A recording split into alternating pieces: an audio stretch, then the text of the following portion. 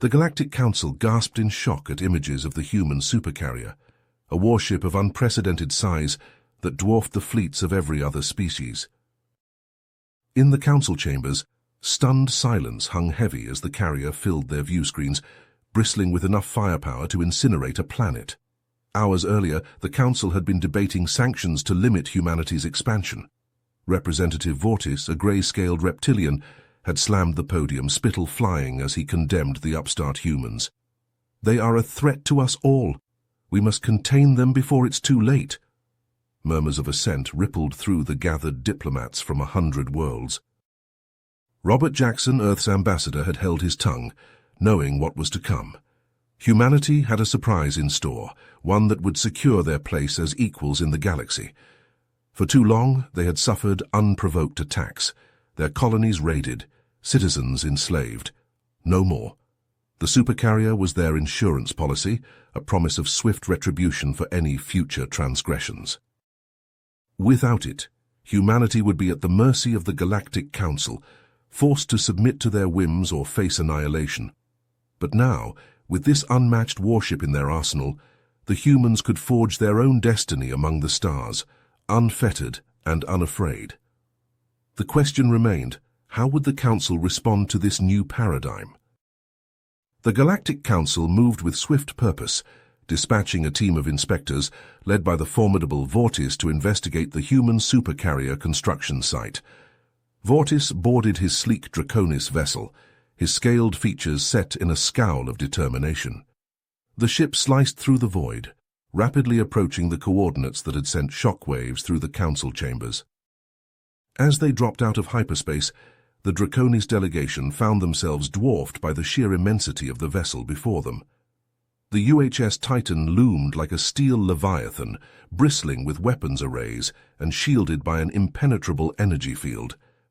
Vortis felt a chill race down his spine as he took in the sight of this behemoth, a warship beyond anything the council races had ever conceived.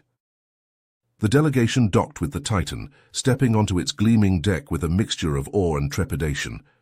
They were greeted by the imposing figure of Admiral Marcus Valdez, a man whose battle-scarred visage spoke of countless campaigns fought and won. Beside him stood Robert Jackson, Earth's ambassador, his expression a mask of calm determination. "Welcome aboard the UHS Titan, Representative Vortis," Admiral Valdez said, his voice a gravelly rumble. "I trust your journey was uneventful." Vortis narrowed his eyes, his tone sharp. "Spare me the pleasantries, Admiral. We are here to investigate this vessel and ensure compliance with the Treaty of Galactic Harmony." Admiral Valdez nodded, unfazed by Vortis's hostility. "Of course, please allow me to give you a tour of the Titan. I think you'll find that she is quite unlike anything you've encountered before." As the delegation followed Admiral Valdez through the ship's corridors, they marveled at the cutting-edge technology that surrounded them. Pulse cannons capable of slicing through the thickest armor, energy shields that could withstand the fury of a supernova, and a propulsion system that defied the very laws of physics. The Titan was a marvel of engineering, a testament to human ingenuity and resolve. Yet with each passing moment, Vortis grew more unsettled. The sheer power of this vessel was staggering, and in the wrong hands it could spell doom for the galaxy. As the tour concluded, he turned to face Admiral Valdez and Robert Jackson, his expression hard. "Explain yourselves," Vortis demanded. "The construction of a warship of this magnitude is a clear violation of the treaty. What game are you playing, humans?" Robert Jackson stepped forward, his voice calm and measured. "Representative Vortis, I assure you that the Titan is not a violation of any treaty. In fact, she represents something far greater than humanity alone." Vortis scoffed. "And what might that be?" "The Titan is the product of a collaboration between Earth and a previously unknown species, the Zephyrians," Robert revealed. "They reached out to us, recognizing our potential and the threats we face. Together, we have forged an alliance that will ensure the safety and prosperity of our peoples." The Draconis delegation reeled at this revelation, the implications staggering. An unknown species offering technology and resources far beyond anything the Council possessed. It was a game-changer, one that threatened to upend the delicate balance of power in the galaxy. As Vortis struggled to find words, Admiral Valdez spoke, his voice a rumble of thunder. The Titan is a symbol of what we can achieve when we stand together. She is a guardian, a protector, and a promise of a brighter future for all. The revelation of the Titan and humanity's alliance with the enigmatic Zephyrians sent shockwaves through the Galactic Council. The chamber erupted into a cacophony of voices, each representative clamoring to be heard. Vortis slammed his fist against the podium, his scales flaring with anger. "This cannot stand," he roared. "The humans have gone too far. They threaten the very fabric of our galactic order with their reckless alliances and unbridled ambition." A chorus of agreement rose from the Draconis delegation and their allies. They called for immediate sanctions against Earth, demanding that the Council take swift action to contain the perceived threat. Across the chamber, however, dissenting voices emerged. The representative from the Etheri Confederation, a slender being with iridescent skin, spoke up. "Is it not our duty to foster cooperation and growth among the stars? The humans and Zephyrians could be valuable partners in addressing the challenges we face." Murmurs of consideration rippled through the gathered diplomats. Some began to see the potential benefits of embracing the new alliance, recognizing that the technological prowess of the Zephyrians and the resourcefulness of humanity could be harnessed for the greater good. As the debate raged on, a new crisis emerged. The Kozak Syndicate, a notorious criminal organization that had long operated in the shadows of the galaxy, launched a series of brazen attacks on civilian targets. The Council member worlds of Thaxos Prime and Eloria fell victim to the Syndicate's ruthless strikes, their defenses crumbling under the onslaught of advanced weaponry. The Council, caught off guard by the Syndicate's audacity, scrambled to respond. Emergency sessions were convened, and the Council's peacekeeping fleet was dispatched to confront the threat. However, the fleet, primarily designed for deterrence and diplomacy, found itself woefully outmatched. The Syndicate's ships, sleek and deadly, danced circles around the Council's lumbering warships, their weapons, a terrifying fusion of human ingenuity and Zephyrian technology, tore through the Council's defenses with ease. The once proud fleet was reduced to smoldering ruins, and the Syndicate's influence spread like a malignant cancer across the stars. In the Council chambers, accusatory glances turned towards Robert Jackson and the human delegation. Vortis, seizing the moment, leveled a clawed finger at the ambassador. "This is your doing," he snarled. "The Syndicate's weapons bear the unmistakable mark of human and Zephyrian design. You have been supplying them, haven't you? A ploy to destabilize the Council and seize power for yourselves." Robert Jackson, his face a mask of calm determination, rose to address the Council. "I assure you the Terran Union has no involvement with the Kozak Syndicate. We are as committed to peace and stability as any member of this august body." Behind closed doors, however, Robert Jackson and Admiral Valdez knew they were racing against time. The Syndicate's sudden surge in power and the Council's growing suspicion threatened to shatter the fragile peace they had worked so hard to maintain. "We need to get to the bottom of this, and fast," Admiral Valdez growled. "If the Syndicate's weapons are indeed based on our technology, we need to find out how they got their hands on it." Robert Jackson nodded grimly. "And we need to do it before the Council loses all faith in us. The future of our alliance, and perhaps the fate of the galaxy itself, hangs in the balance." Robert Jackson and Admiral Valdez slipped away from the Council chambers, determined to get to the bottom of the Kozak Syndicate's sudden rise to power.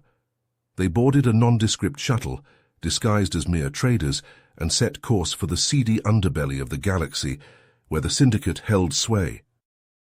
After a series of close calls and tense negotiations, they managed to infiltrate the Syndicate's stronghold, a sprawling space station hidden in the heart of an asteroid field. Inside, they found a labyrinth of dimly lit corridors and shadowy figures engaged in all manner of illicit activities. As they delved deeper into the station's depths, Robert and Admiral Valdez uncovered a shocking truth. The syndicate was being supplied and supported by a faction within the Zephyrian government itself. At the head of this rogue faction was Zoran, a ruthless warlord who sought to undermine the alliance between humanity and the Zephyrians.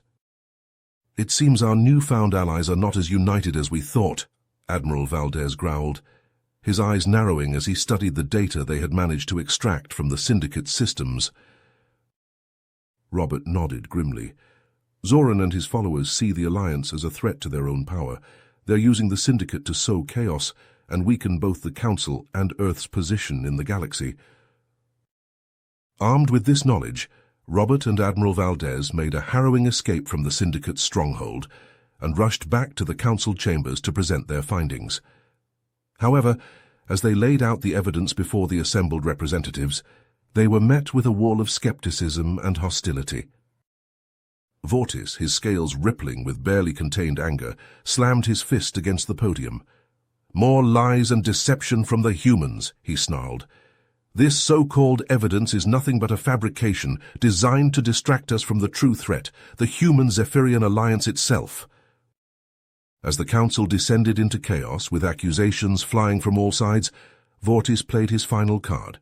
"The truth is," he declared, his voice dripping with venom, "the Draconis have been working with Zoran all along. We saw the writing on the wall long ago, and we knew that the only way to ensure our survival was to seize control of the Council and put an end to the human menace once and for all." The chamber erupted into violence as the Draconis and their allies launched a sudden attack, determined to crush any opposition to their rule. Robert and Admiral Valdez found themselves fighting side by side, desperately trying to hold off the onslaught of their enemies. In the midst of the chaos, a deafening roar filled the air as the UHS Titan, summoned by Robert as a last resort, emerged from hyperspace above the Council's headquarters. The mighty Supercarrier, its weapons primed and ready, cast an imposing shadow over the battlefield, and the sight of it struck fear into the hearts of the Draconis and their allies. Faced with the overwhelming might of the Titan, Vortis and his forces had no choice but to surrender. As the dust settled, the true extent of the damage became clear. The Galactic Council, once a bastion of unity and cooperation, lay fractured and weakened, its member worlds divided by mistrust and resentment. In the aftermath of the battle, the Draconis were stripped of their Council membership, and many of their allies were forced to withdraw in disgrace. The Zephyrian government, purged of Zoran's influence, reaffirmed its commitment to the alliance with humanity, but the trust between the two races had been severely damaged. Robert Jackson, his faith in the Council shattered by the betrayals he had witnessed, resigned from his position as Earth's ambassador. As he prepared to return home, he turned to Admiral Valdez, his eyes filled with a mixture of sorrow and determination. "The galaxy is far from united," he said, his voice heavy with the weight of his words. "Humanity must remain vigilant in the face of the challenges to come. Our journey is far from over."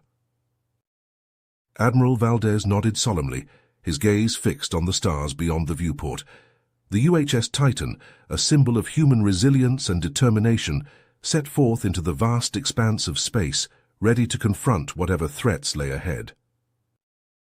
The Titan streaked through the void, sensors scanning for any signs of trouble. On the bridge, Admiral Valdez paced back and forth, his brow furrowed. The ship's comm officer suddenly sat up straight. "Sir, we're receiving a distress call from a Zephyrian colony in the Outer Rim. They report being under attack by unknown forces." Valdez stopped mid-stride. The relationship between humanity and the Zephyrians had been strained since the revelation of Zoran's treachery, but he knew they couldn't ignore a plea for help. "Set a course for the colony, maximum speed.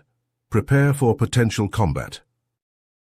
The Titan dropped out of hyperspace at the edge of the colony's star system. Valdez ordered long-range scans, hoping to assess the situation before they arrived. The results sent a chill down his spine. The colony was dark, no signs of life or power. As they approached, the devastation became clearer. Buildings reduced to rubble, fires still smoldering. The colony was a graveyard. Valdez assembled a team to investigate the surface, while the Titan maintained a defensive orbit. They picked their way through the wreckage, searching for survivors or clues to the attacker's identity. In the ruins of the colony's command center, they found something that made their blood run cold. A strange biomechanical device was fused to the remains of the main computer core. It pulsed with a sickly green light, tendrils snaking into the destroyed systems. The team's tech specialist attempted to interface with the device, hoping to extract any data that might shed light on the situation. The moment she connected, however, the device let out an ear-splitting shriek. A hologram flickered to life, revealing a nightmarish being, part organic, part machine. Its voice was a grating metallic rasp. "We are the Harvesters. For millennia we have watched your pitiful species squabble and fight, weakening yourselves. Now, with your precious council in disarray, the time has come for us to claim our rightful place as the supreme power in the galaxy. All organic life will be consumed, assimilated into our glorious machine collective. Resistance is futile." The hologram winked out, leaving a stunned silence in its wake. Valdez knew they were facing a threat unlike any the galaxy had seen before. The Harvesters had waited for the perfect moment to strike, and with the races divided, they were vulnerable. Back on the Titan, Valdez called an emergency meeting of the senior staff. They pored over the data from the colony, desperately searching for any weakness in the Harvesters' technology. Valdez knew that humanity alone stood little chance against this new enemy. They needed allies, and fast. He drafted a message to the remnants of the Galactic Council, imploring them to put aside their differences in the face of this existential threat. "We stand on the brink of annihilation," he wrote. "Only by uniting as one can we hope to survive the coming storm." As the message sped across the galaxy, Robert Jackson sat in his modest dwelling on the outskirts of human space, staring out at the stars. The years since his resignation had been lonely ones, filled with reflection and regret. A sudden knock at the door startled him from his thoughts. Warily he opened it, only to find himself face to face with a ghost from his past. Vortis, the once proud Draconis leader, stood before him, looking older and wearier than Robert remembered. "Ambassador Jackson," he said, his voice heavy with exhaustion, "I come to you now not as an enemy, but as a humble petitioner. The galaxy faces a threat beyond imagination, and we need your help." Robert listened as Vortis recounted the horrors of the Harvester attack, the grim reality of their situation sinking in. He had spent so long running from his past, but now he realized that the future needed him. With a heavy heart, he agreed to return, to rally humanity for the fight to come. In the weeks that followed, the races of the galaxy worked with a desperate urgency. The Titan was joined by a newly constructed human Zephyrian supercarrier, a symbol of the newfound unity in the face of annihilation. Ships from a dozen worlds, once enemies, now flew side by side, ready to face the Harvester menace. The battle, when it came, was like nothing the galaxy had ever seen. The Allied fleet clashed with the Harvester armada in a maelstrom of fire and destruction. Ships on both sides were torn apart, the very fabric of space seeming to shudder under the onslaught. The Titan and her sister ship were at the heart of the fight, their mighty weapons cutting swathes through the enemy ranks. But the Harvesters were relentless, their biomechanical ships regenerating even as they were destroyed. The Allies fought with grim determination, knowing that every moment bought with their blood was a moment of life for the galaxy. In the end, it was a Pyrrhic victory. The Harvester armada was shattered, their threat ended, but at a terrible cost. The Allied fleet was in ruins, countless lives lost. The Titan, once a symbol of human might, limped back to Earth, her hull scarred and her crew decimated. But they had won. The galaxy was safe for now. In the aftermath, as the races began to rebuild, Robert Jackson and Admiral Valdez met one last time. They were both changed men, harrowed by the horrors they had witnessed. They spoke of the fragility of peace, the constant vigilance needed to maintain it. Valdez looked out at the stars. "We've won the day, but the fight is far from over. There will always be new threats, new challenges to face. Robert nodded. But we'll face them together. The races of the galaxy, united as one. That's the only way forward. They parted ways, two old soldiers setting out on new paths. The future was uncertain, but one thing was clear. The price of freedom would always be high, and it was a burden that all would have to bear. You have reached the end of the story. If you enjoyed this story and want to support us, please leave a like and subscribe to our channel, and for every comment that says 88, I will heart every single one of them. Thank you for your time.